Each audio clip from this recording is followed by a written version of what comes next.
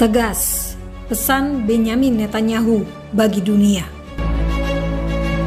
Until recently, many believed that the promise of progress in the 21st century would enable us to move beyond the barbaric horrors of the past towards a better and brilliant future. Many believed that we could go about our comfortable lives and that evil will simply pass us by. It will not. The horrors that Hamas perpetrated on October 7th remind us that we will not realize the promise of a better future unless we, the civilized world, are willing to fight the barbarians. Because the barbarians are willing to fight us. And their goal is clear: shatter that promising future, destroy all that we cherish, and usher in a world of fear and darkness. Ladies and gentlemen, this is a turning point for leaders and nations.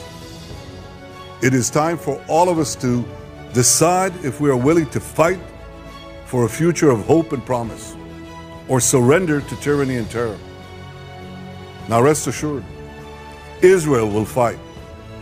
Since October 7th, Israel has been at war. Israel did not start this war. Israel did not want this war. But Israel will win this war.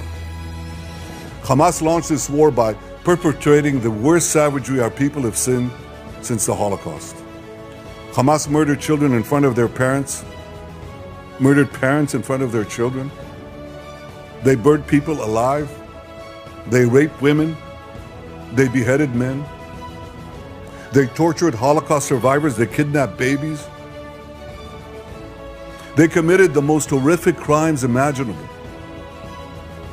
And they're part of the axis of evil that Iran has formed, an axis of terror that works by arming, training, and financing Hamas in Gaza, Hezbollah in Lebanon, the Houthis in Yemen, and other terror proxies throughout the Middle East and beyond the Middle East. In fighting Hamas and the Iranian axis of terror, Israel is fighting the enemies of civilization itself. Victory over these enemies begins with moral clarity.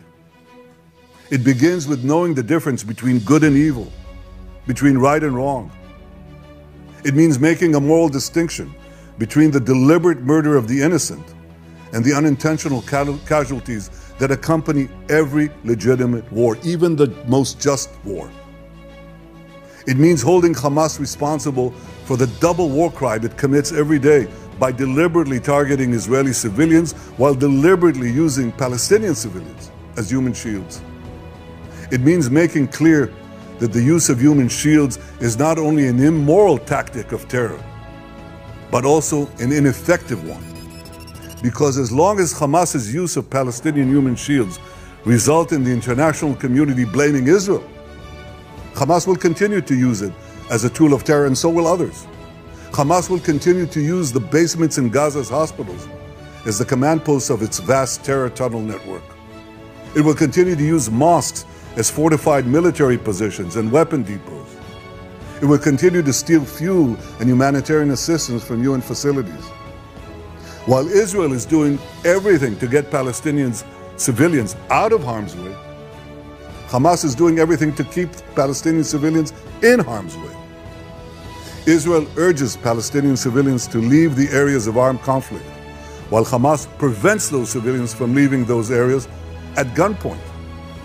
Hamas is also preventing foreign nationals from leaving Gaza altogether. And most despicably, Hamas is holding over 200 Israeli hostages, including 33 children, holding them, terrorizing them, keeping them as hostages. Every civilized nation should stand with Israel in demanding that these hostages be freed immediately and freed unconditionally. I want to make clear Israel's position regarding a ceasefire. Israel will not agree to a cessation of hostilities with Hamas after the horrific attacks of October 7th. Calls for a ceasefire are calls for Israel to surrender to Hamas, to surrender to terrorism, to surrender to barbarism. That will not happen. Ladies and gentlemen, The Bible says that there is a time for peace and a time for war. This is a time for war, a war for our common future. Today we draw a line between the forces of civilization and the forces of barbarism. It is a time for everyone to decide where they stand. Israel will stand against the forces of barbarism until victory.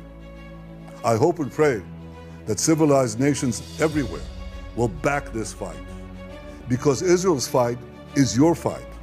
Because if Hamas and Iran's axis of evil win, you will be their next target. That's why Israel's victory will be your victory. But make no mistake, regardless of who stands with Israel, Israel will fight until this battle is won, and Israel will prevail. May God bless Israel, and may God bless all those who stand with Israel.